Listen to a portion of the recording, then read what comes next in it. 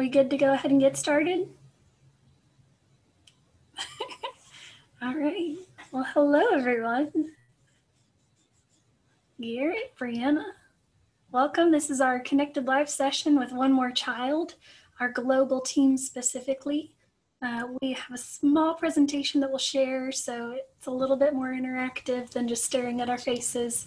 But we have a few other guests who will be joining us on the call today from our One More Child team. We've got Rebecca Corrigan, our Director of Child Sponsorship, and Megan Peterson, who is our Child Sponsorship Assistant and was actually a former intern with us. So we'll talk about internships today, short-term mission volunteer opportunities, as well as potential job opportunities for those of you who are thinking about what's going to happen post-graduation. So without further ado, let me go ahead and share my screen and get this presentation started.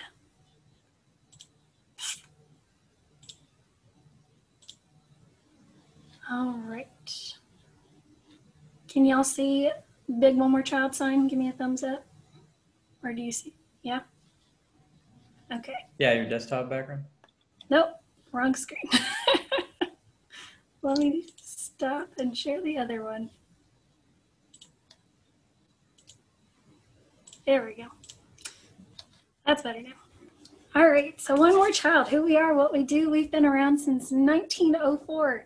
And so we've got a long history of working with children and families who are vulnerable or struggling or having a difficult time. So it started out as an orphanage originally and has developed into a multifaceted ministry over the years. So our main mission, what we do, everything that we do is to change the lives of children and families by providing Christ-centered services. So joining me on the call today, like I said, are Rebecca Corrigan and Megan Peterson, and they'll share about their respective area here in just a minute. But we've got an awesome team. There's actually over 200 staff that work with us throughout the state of Florida, as well as overseas in 13 different countries. And so we have a lot of different programs that are unique and engaging, and so trying to narrow down that focus and what we do, who we are. This is a list of the different things that we do. So there's an anti-trafficking department which works to provide counseling services to victims of human trafficking, as well as a safe house for children who have been survivors of human trafficking that are under 18. They live at a safe house location where we provide 24/7 care. We have child hunger programs which provide food to children who are hungry and in need throughout the world, as well as family support, which is that individualized care for their family unit that's struggling. Maybe they've lost their job and income due to coronavirus, or maybe prior to that they were struggling to know how to budget and to pay bills. And our team provides food for those emergent needs, or housing, or clothing and those tangible goods, but then also works with them to create a plan of support so that it's not just a handout, but it's a hand up in providing for a more sustainable future for those family units. We have foster care in several different sites throughout the state of Florida, as well as in several countries overseas. One thing that we've seen over the years is that as we transition away from orphanages, which are not ideal systems for caring for children, foster care has become more prevalent. And so having a more normal lifestyle for children, something with a mom and dad type situation that's going to create those special bonds that children need, but also provide a safe place for them to grow and to be nurtured. Next is Single Moms, which is a ministry that is preventive in nature. So we meet single moms where they are at, and they have homes throughout the state of Florida where they can come and live on our campus for up to 12 months at a time. We provide one-on-one mentorship and direct care for them as they live rent-free in one of these homes, so that they can work towards setting goals, whether it be going back to school or getting a better paying job, or maybe even buying a home. We've had several moms who that's been their goal the last few years. And then our global missions, which is what we're going to dive into today. But with Global, we like to say that we get to do all of these things. We're special in that we get to do anti-trafficking work or family support in all the different countries that we're working in. It's not just based here in the state of Florida, but in 13 countries overseas. I'm going to go ahead and skip that video. We do have a video on our website as well as on the Baylor Missions website that gives a basic overview of everything I just said. So if you're interested in seeing that video, I would encourage you to go to the Baylor University Missions website for Missions Week. But here we are talking about our global work. How do we serve single moms, or how do we do foster care? We do this through short-term missions and internships. We also have feeding programs and child sponsorships. So in some of our countries, it might be that we are providing a feeding program to children who are in school, or it might be children who are homeless. It just depends on the country that we're working in and where we're going. With child sponsorships, the main thing that we do there is that we provide education, medicine, and food support for those that are in our programs. So how do we do everything we do? Through those main avenues. So here's a quick overview of the countries that we are working in. You can see here we've got a good scope of different places that we're working in. I will say we can't explicitly define where we are working in South Asia, just because the country that we are working in is considered a closed nation. So if you have any questions or specific comments about that particular area, please feel free to reach out. But the majority of our work, as you'll see here, is in Central and South America, as well as in Eastern Africa. There's a lot of work and there's a lot of needs happening. So within these 13 countries, there are 35 different ministry sites. Moving along.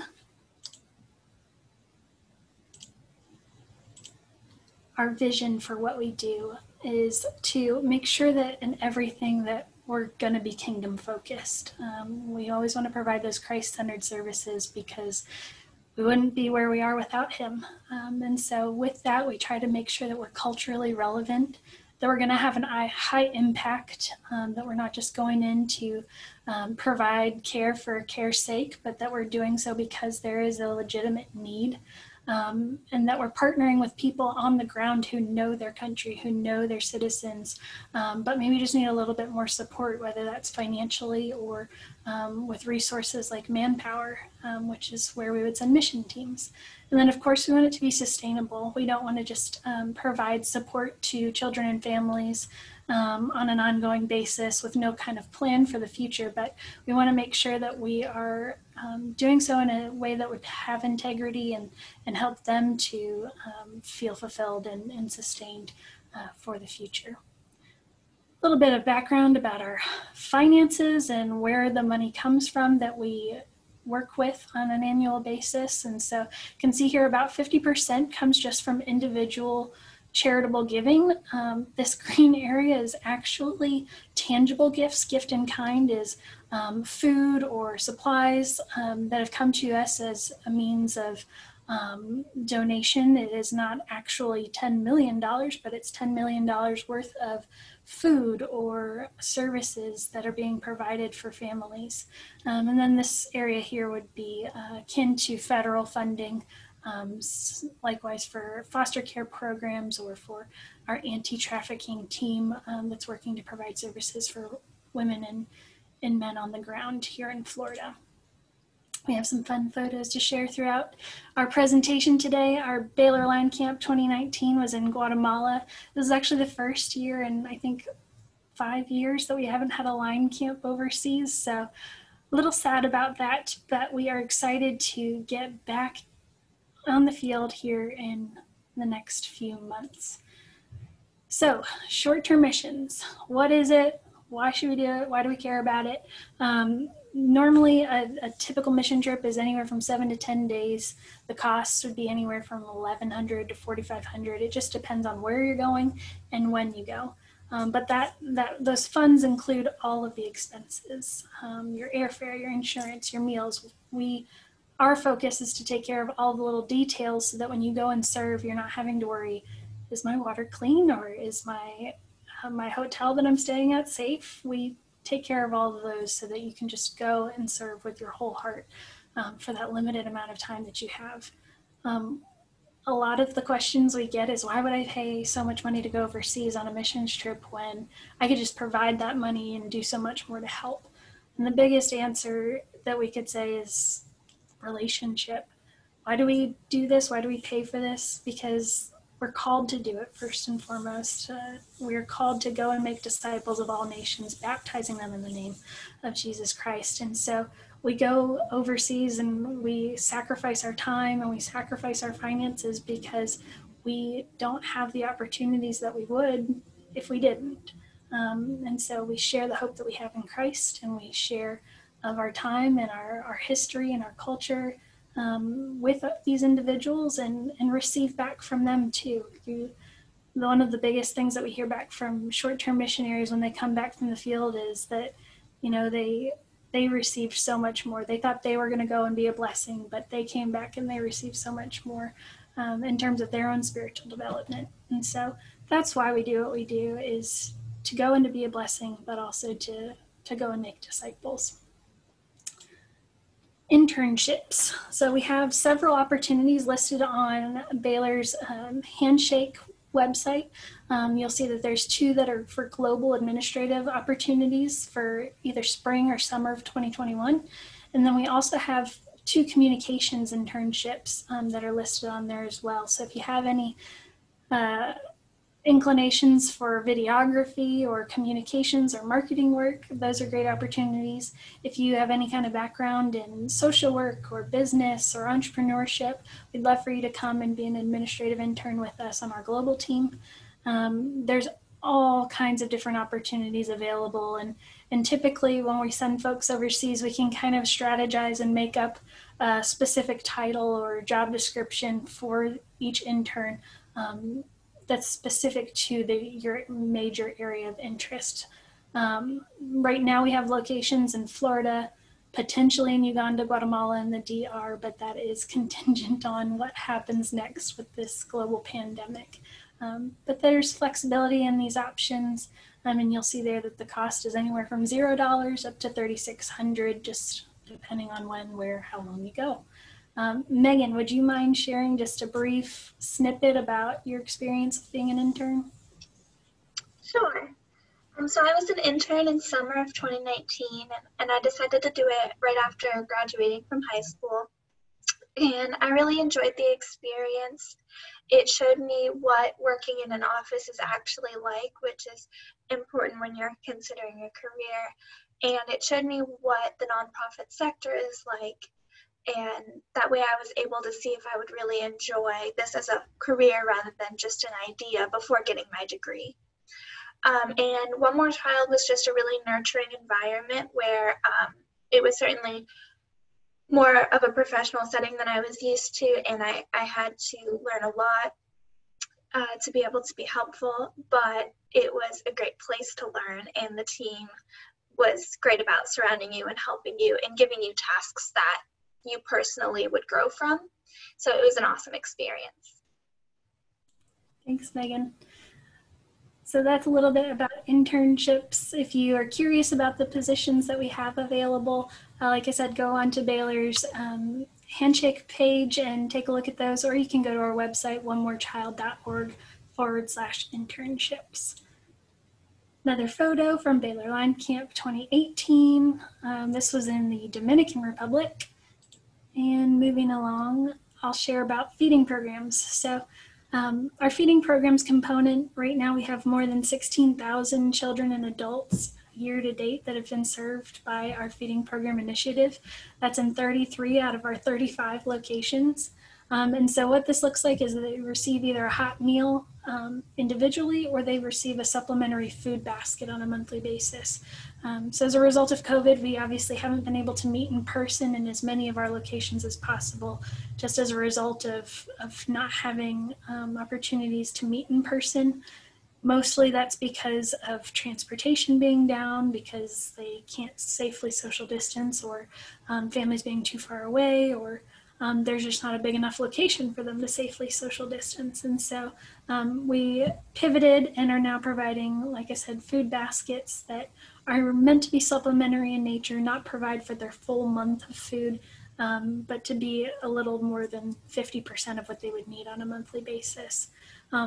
In combination with that, whereas we would usually have a devotion or a word of scripture at each of our in-person meals, we are now having group WhatsApp sessions where our staff on the ground is providing mini sermons or having counseling sessions with individual families and checking in with everyone on an individual basis to make sure that there is that spiritual and that faith-filled component. We have expanded our reach within these last few months, whereas last year our goal as a staff throughout Florida as well as overseas was to serve 10 million meals all around the world, and we achieved that. This year, just by, I want to say it was June, we served 10 million meals. So you can see the need is increasing as well as the opportunity to be a blessing to others. God is providing more resources to supply those families with the food that they need, and we thankfully are able to make those connections even from a distance. We do have some awesome staff on the ground in those countries who work hard to meet those needs, and we'd love to connect you with them if that is where your heart is inclined to serve. I will go ahead and switch gears now and let Rebecca take on the child sponsorship component. Rebecca? All right, hey guys, I'm Rebecca. I'm the Director of Child Sponsorship. So it's my job to promote and recruit support for the many children that we have around the world who are struggling in poverty. So what is it? It's a social service program that provides supplementary food, educational support, medical support, and spiritual development for vulnerable children and families. And who is impacted? So in our sponsorship program, we have children from ages birth all the way up through age 18, with a few exceptions. We don't just kick kids out at age 18. We want to make sure they're able to finish their education or go on to trade school. Sometimes they go on to university after that, and we try to support them until they are independent. And then those who are in critical need, as identified by social workers that we have on the ground in each of our countries and our ministry areas, and our in-country support partners. Right now, we have about 1,200 children that are individually sponsored by name, one-on-one, with a sponsor. We're in 9 different countries. Actually, that says 8, but we actually have 9 different sponsorship countries. And to sponsor a child, you've probably heard of like Compassion International, World Vision, that kind of thing. It's very similar, but for $35 a month, that provides an individual child, and it also does support their family with a supplementary food basket, school supplies, uniforms, access to medical care, individual counseling and casework, spiritual development, and just whatever needs that that child or that family may have. And a really neat thing about our program is that you can write letters back and forth to your child, exchange photos back and forth. You can see how your child is growing and thriving through the years, build a relationship with them, encourage them, build them up.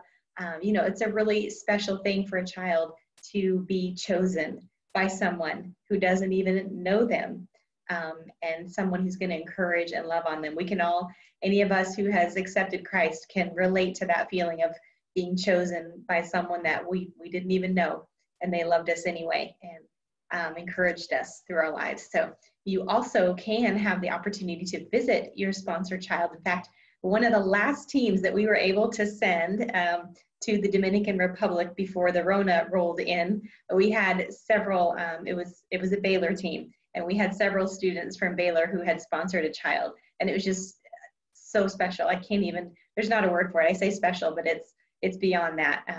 But just really what a special time it was for them to spend time every single day playing with their kids, communicating with their kids. They got to have lunch with their kids every day. It was hard for them to leave. There were tears at the end, but how neat that they're all looking forward to coming back again one day and seeing their kids again and writing letters in the meantime. So I would encourage you to think about sponsoring a child. Again, it's $35 a month. Some students do it independently, and some students do it with the support of maybe their parents or another family member. Some students get together, maybe 2 or 3 friends sponsor a child together, but it is a really meaningful and very significant way to impact the life of a child. So I would encourage you to consider that. And I will say also, Megan is the sponsorship assistant, and she was hired just this last spring after her internship ended. So internship is another great way to get your foot in the door. If you're thinking about some kind of nonprofit work, this is a great place to come and do that. Thanks, Rebecca. Yes, and good plug. We definitely love to encourage within inter-office hires and promotions. And so definitely any advice we could give is get experience while you can, whether you intern with us or another organization. Get that experience now and use that to make a decision for your future if this is the type of work that you'd like to get into. I'm going to go ahead and skip this as well, but there is a video on our website that just shows about the experience of one of our families in the Dominican Republic. You can even go to vimeo.com/onemorechild to see more of our stories and learn about the experiences and impacts that have been made over the years with the work that we're doing nationally and internationally. So just in closing, the future of missions, guys, we want you, we need you. There was a really great study that came out recently from the International Missions Board and Barna Group that studied where we're headed with missions and global humanitarian work, and we need younger generations. We need you guys just to be dynamic and relevant and diverse in the care that we're providing to families, but also to create more opportunities for discipleship and growth of the church. And we want this to be a shared experience. You know, everybody has their own unique take that they bring to the table, and we need everybody to join in this mission to go and make disciples and to make sure that no child goes hungry and that every child receives the opportunity to receive an education and get the medical care that they need. And so last page here is just next steps. What can you do? How can you get involved? Apply to go on a mission trip, whether with us or with the Baylor Missions team. They post all of their opportunities on their website as well as ours. We have a calendar of upcoming trips that you can take a look at for summer 2021. You could also sponsor a child, like Rebecca said. We've had several sorority and fraternity groups sponsor a child throughout the years, as well as other organizations, on-campus organizations that have done that, maybe a small group Bible study. We'd love for you to be an intern with us and apply to do that on our website, onemorechild.org/internships. Or you can take a look at our website as well, onemorechild.org/employment, and look at jobs that we have available after graduation. But ultimately, we just ask, pray about the work that we're doing and stay connected with us. Here's more contact information, and I will go ahead and leave it up for questions. We have just a few minutes left, but does anybody have any questions or comments?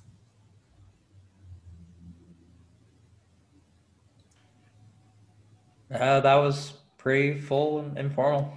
I think I'm good. Thanks, Garrett. Good deal. Well, you have our information, everyone. May God bless you in your studies this semester, and may you stay healthy and safe from COVID.